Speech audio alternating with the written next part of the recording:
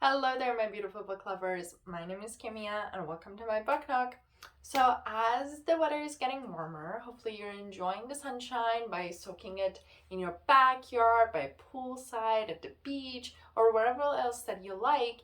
And what better activity is out there than reading a good book while you're just enjoying the sunshine? So today we're going to look at 5 books that just have all of those summery, happy, nice vibes and feelings to them. And without further ado, let's get into them, shall we? First, we have Wild by Cheryl Strayed. This book is a memoir of Cheryl's self-discovery journey. The story begins with Cheryl being in a very bad spot and a hard spot in her life. She was dealing with a lot of personal issue, and then all of a sudden, without even having that much of experience, she decided to go on this long hike by Pacific Crest Trail, and she's very excited about it. She's feeling that this will help her to kind of get back the sense of self that she was sort of missing.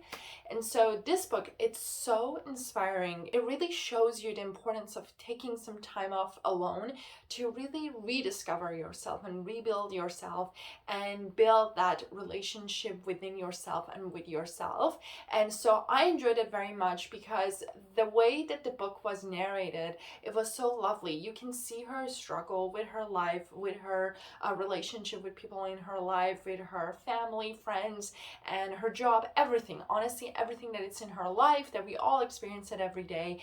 And while she's going through this hike, the hike is also very hard for her because she soon realized that she has not that much of experience, and this is not a sort of a hike that you go usually when you don't have that much of experience.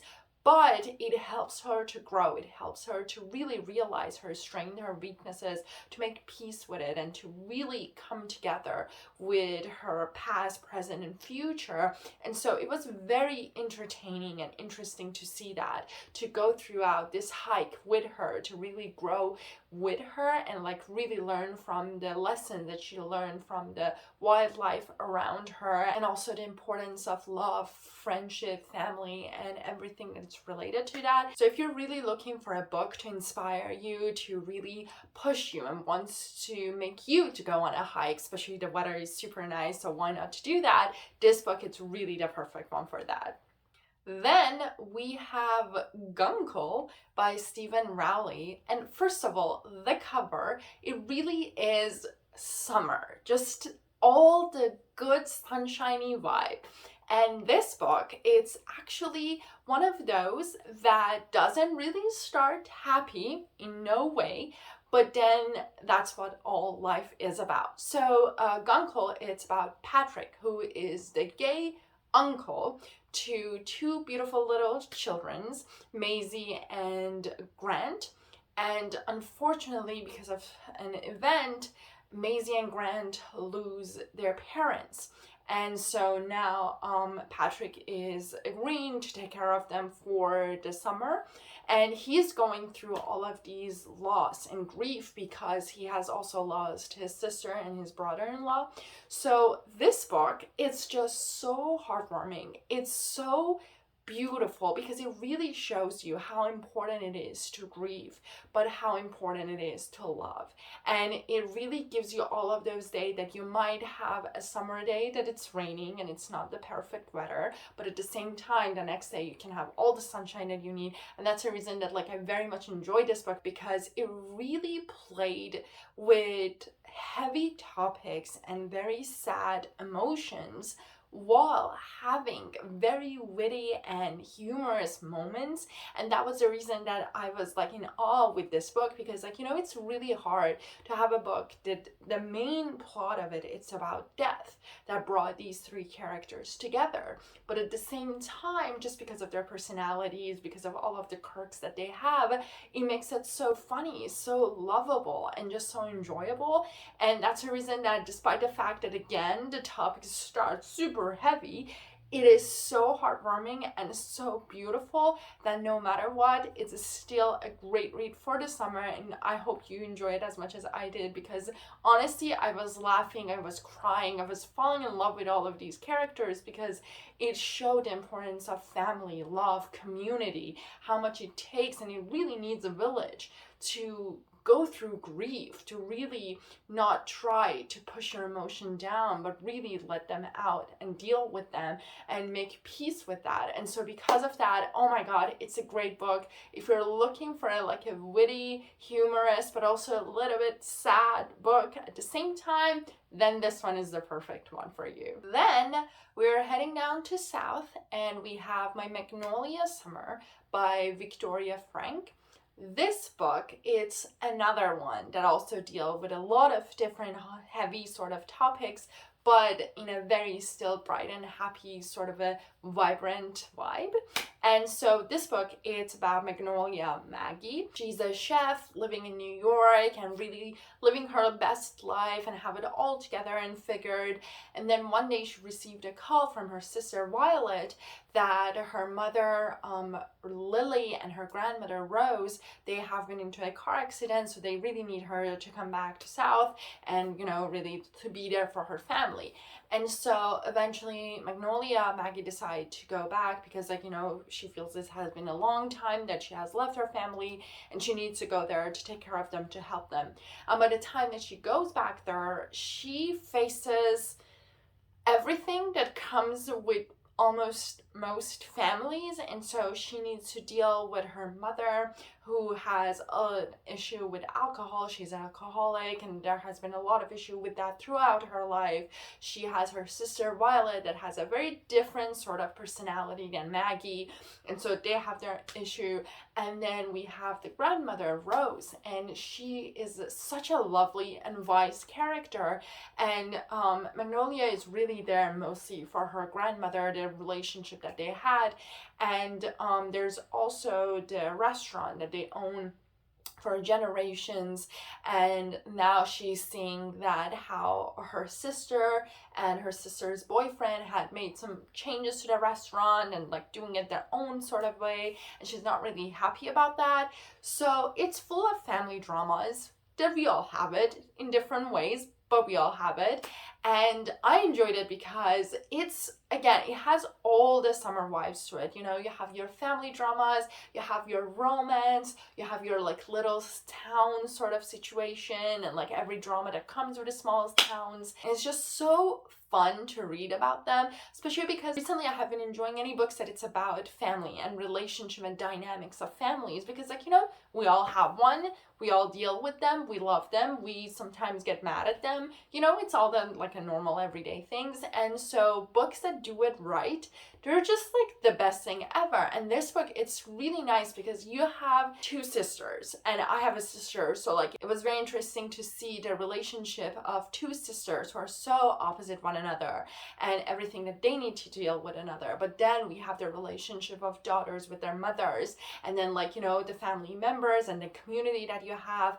And so it was very entertaining. I enjoyed it so much because again, it was one of those books that touched on some heavy topics, not heavy, but just everyday struggles, everything that we all face in our own lives, but at the same time kept it very light and heartwarming. It was just so fun to read about. So if you're looking for a book that has a little bit touch of romance, a little bit of touch of family dramas and all of those fun things that comes with it, this one is a must read for you. Then, speaking of romance, we have Nora Goes Off Script by Annabelle Monarev. And this book, it's a very feisty good one. This one, it's about Nora. She is a writer and she writes about romance all the time. She has this perfect sort of recipe or formula for romances that she knows that will sell. Everybody loves her for that, and everything that she writes is always a huge success. But then when it comes to her own life, she has a husband that is just horrible, and he leaves them and goes and he leaves her and her daughter. And so now Nora is kind of on her own and doesn't know what to do. She's sort of relieved that it's not dealing with the husband anymore, but at the same time, that formula that she used to always have it for all of her script that she was writing, it's sort of shaken. And so she goes off script, and now she's writing about her own life. And so when she presented to her agent, they decide to actually show it to producers, and they want to make a movie out of it, and they decide to actually film it in her house to make it as like one of the locations. So now we have this charming, beautiful, gorgeous actor that is coming to, like, you know, to be a part of this movie. And so the book, it's about their relationship, and about not only that, but about Nora to coming into term with realizing that sure, she had that formula, but it doesn't always apply. And but does it always not apply, you know? So like she's trying to figure that out, to see if there is something there, if there is not something there, if how to be on her own again, how to be on her own and taking care of her daughter, and how to have that relationship, and how to come back from, like, you know, a sort of a, like a divorce. And so this book was super fun. It was just lighthearted, and it was like, you know, one of those things that has the element of Hollywood and movies and movie set and all the dramas that come with that, but at the same time it's again about life, about families, about our relationships. And so because of that, I enjoyed it very much. They were very lovely characters, and their banter was like very good. I enjoyed it so much. And so if you're looking for that sort of romance, then this book is for you. And then last but not least, I was thinking of, I need a book to, while we're reading it in summer, to have summer in the title. And I was thinking of like some of the books that I have read, because like, believe me, there are too many. And then I came across one that is just the perfect one for it. And that one is One Summer in Italy by Sue Moorcraft. First of all, who wouldn't want to spend a summer in Italy? I would want to. I would love to. I haven't yet. I would love one day. But anyway, this is story. It's about Sophia, and she has been taking care of her sick father for many years. But then unfortunately, when her father passed, he asked her for one thing, and that is for her to go back to Italy, because her father is actually from Italy, but by the time that he met Sophia's mother, they moved before Sophia was born. And so now her father really wants her to go back to Italy to meet with her family, and everybody's out there, and to kind of have that connection again.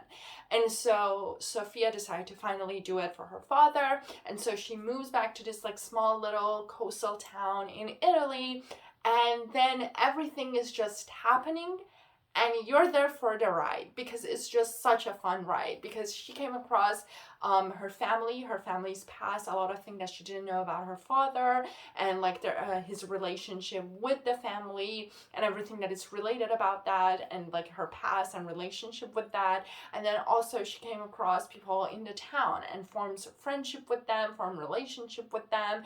And we also have Amy, which is like such a lovely character, honestly, and their friendship is like the best thing ever. Because yes, we do have the romance element there. Obviously, you're going to Italy, you're going to have your romance, but we also have our friendship, and it was there for it the entire time, because it was just so nice to see these two female characters to form this sort of bond, you know, over relationship, over friendship, over family, over parents, over, like, you know, all of these different things that they share. In a sense, like, we all share, we all have them, and we all deal with them. And so I enjoyed it just immensely. I was enjoying it the entire time, because especially it's happening again in a very lush city, little town, in a village. And so because of that, it makes it enjoyable, even if it didn't have anything else. But then all the other elements that are there are so much more enjoyable. They just all adds up to it. And if you're by a pool, by the beach, sitting at your home, enjoying a little bit of a mimosa or something, this book is really the perfect good vibe for that. So I thought it's the best book to end the list with it. But before I end the video, I want to have like two honorable mentions that I'm not going to talk about them too much, because I have talked about them before, but I could not mention them. So we have two, and one is Anne of Green Gable, and the other one is Book Lovers by Emily Henry. And I'm not going to talk about these books because I have talked about them so much. I'm just going to link the videos that I talked about these two books on the description. But those are also two great options to read while you're on vacation or you're just enjoying your summer.